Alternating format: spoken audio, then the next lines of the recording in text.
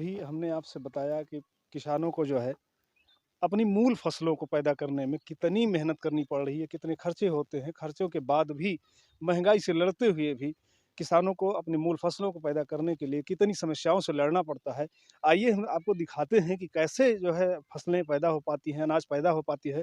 किसान जो है कैसे मेहनत करके, कैसे दिन-रात मेहनत करके, किस-किस परिस्थितियों में अपनी फसलों को पैदा करता है। इसके बाद भी उसके फसलों का उचित मूल्य नहीं मिल पाता है, जिससे किसान हमेशा पीड़ित ही रह जाता है, हमेशा गरीब ही रह जाता है। आइए हम दिखाते हैं कि आपको जो है कि किन-किन परिस्थितियों से गुज़र कर जो है किसान अपनी फसलों को तैयार करता है। हम आपको दिखाएँगे कि देखिए ये है किसान का जो है खेतों में अपनी फसलों को रखाने के लिए देखिए एक बिस्तर लगा हुआ है और इस बिस्तर की कंडीशन देखिए कि किसान कैसे अपनी फसलों को रखाने के लिए, फसलों की सुरक्षा के लिए किसान कैसे किन-किन परिस्थितियों से गुज़रता है और कैसे-कैसे अपनी फसलों को की सुरक्षा करने के लिए किन-किन परिस्थितियों से होकर के रात में मच्छरों से, रात में जंगली जानवरों से, इन सब का भय अच्छा, क्या नाम हुआ? होते हुए मिट्ठू लाल। किसानी करते हैं? हाँ, खेती से चले आओ। तो आप हमको ज़रा किसानों की जो मूलभूत समस्याएँ हैं, उसके बारे में आप हमें बताइए, क्या-क्या समस्याएँ आपको खेती के साथ में आ रही हैं? खेती के साथ में गोरू वाली समस्या बा, खेती हो ही नहीं पाओ, बची नहीं पाओ, खाद डारा, पाँच डारा, पानी डारा, सब गायब। अ, खाद और बीज वगैरह की क्या समस्या, महँगाई और इन सब चीज़ों की? महंगाई है भैया, कोनो वह गल्ला से खाद महंगी है, पानी महंगा है, ट्रैक्टर की जोताई महंगा, सब तो बा। और बेचने के बाद बेचने में क्या? जैसे आप अपनी फसल को उपजाने के बाद बेचने जाते हैं, तो मार्केट में क्या समस्याएँ आपको झेलनी पड़ती हैं? कौन समस्या, सस्ते भाव बिकत है और कौन समस्या। मतलब आपको सही कीमत अपने आपके उत्पाद की नहीं मिल रही? नहीं नहीं, जीना मुश्किल है। तो इस समय जिस समय जो सबसे मूल समस्या है किसानों की, आपकी निगाह में वो सबसे बड़ी समस्या क्या है? यही गोरू जो छूट है, इनके व्यवस्था हो जाए। जैसे सरकार ने काफ़ी पैसा खर्चा किया, गौशालाओं का निर्माण किया, उसके बारे में आप क्या सोचते हैं? और यही सोचते हैं वहाँ बंदे ना हो, और जब वहाँ बंद हुए तब तो समस्या कम हो, या लटके चला जाए तब तो कम हुए, और कौन समस्या है, ये समस्या है।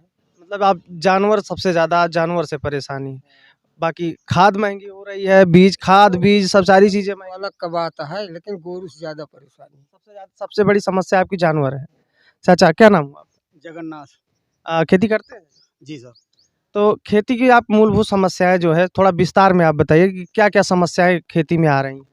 सबसे पहले तो जानवर से परेशान हैं। जानवर से अगर बचा लेते हैं तो अब किसी तरह से जो पैदा कर लेते हैं तो उसको बेचने में किल्लत होती है। बेचने में काटते-बोते तैयार हम करते हैं, रेट उसका बनिया लगाता है, सरकार लगाती है। सरकार लगाया तो बनिया अपने मन का उसमें उससे भी ₹5 कम लगाते हैं। और बिजली का रेट देखो तो पेट्रोल का रेट देखो तो, डीज़ल का रेट देखो तो कहाँ पहुँच रहा है। हम लोगों का जो अनाज है ₹15 ₹18 किलो बिक रहा है। अब हम लोग कैसे निर्वाह करें? अच्छा, खाद और बीज भी महँगी है, तो किस हिसाब से एक रेशियो जो आपका निकलना चाहिए, उस हिसाब से आपको मुनाफ़ा खेती से नहीं हो पा रहा है? कहाँ हो पा रहा है, पूरे नहीं पड़ता है। अगर बेच लिया जाए तो खाद पानी और बीज को लेकर के कुछ नहीं बचता है। और सिंचाई वगैरह की सुविधा और बिजली की? बिजली अभी धान की रोपाई नहीं है तो बिजली बराबर है। जब धान की रोपाई हम करने लगते हैं तो बिजली आएगी, खेत तक पानी पहुँचेगा, इसके बाद चला जाएगा, बिजली चली जाएगी। बिजली का बिल महँगा?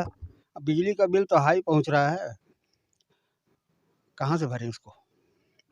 और अन्य समस्याएँ जैसे चाचा ने बताया जानवरों से, और उसकी जो आपकी खेती की जो फसलें हैं, उनकी सुरक्षा में भी तो आपको काफ़ी ज़्यादा मशक्कत करनी पड़ रही है। जानवर हो गए, जिस हिसाब से चाचा ने बताया, जानवर हैं, और अन्य जैसे मौसमी मार है, कभी ओलावृष्टि हो गई, कभी बेमौसम बारिश हो गई, अन्य समस्याएँ भी हैं। हाँ, सारी समस्याएँ से भैया, जैसे पशुओं से अ, पशु को अगर 1 मिनट खेत छूट जाए तो उनका झुंड का झुंड आ पहुँचता है। झुंड पहुँच गया तो बीघा बीघा 2 बीघा पहुँचते-पहुँचते साफ कर दी।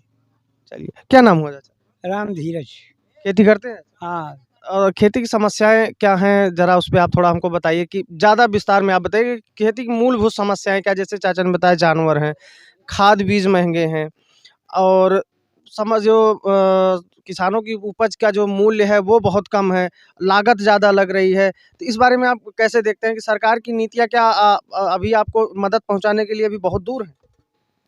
भैया ये बताओ ना, सब सही है, बताओ तो है।